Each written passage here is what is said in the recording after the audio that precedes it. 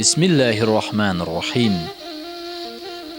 Ölüm zamanı insanların ruhunu tamamilə, ölməmiş kəsdən isə yuxuda, zahiri əlaqənin kəsildiyi, batini əlaqənin isə qaldığı naqis şəkildə alan həqiqətən Allahdır.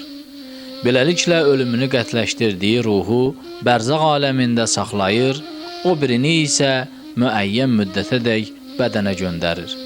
Şübhəsiz bunda bu işdə düşünənlər üçün Allahın qüdrət və hikməti və qiyamətin gəlməsi barəsində nişanələr vardır. Zumər surəsi 42-ci ayə.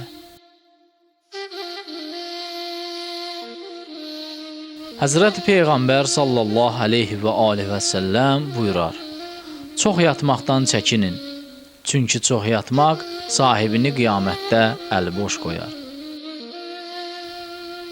Allah Rəsulu başqa bir hədisində buyurar: Kim dəstəmazlı yatsa və həmin gecə onun əcəli çatsa, Allahın yanında şəhid sayılar. İmam Sadiq əleyhissalam hədisdə buyurdu: Kim paçlanıb sonra yerinə girsə, həmin axşam yeri ona məscid kimi olar. Dəstəmazı olmadığı yadına düşsə, nə olmasından asılı olmayaraq elə öz yorğanına təyammüm etsin. Əgər belə etsə, həmişə namaz və Allahı zikr etmək halında olar. Allah Rəsulu hədislərinin birində belə buyurdu: Heç biriniz əli yağlı halda yatmayın.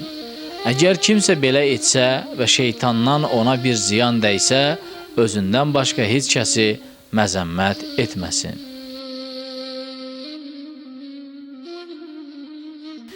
İmam Kazım əleyhissalam buyurdu: Allah Teala çox yatan bekar bəndəyə nifrət edər.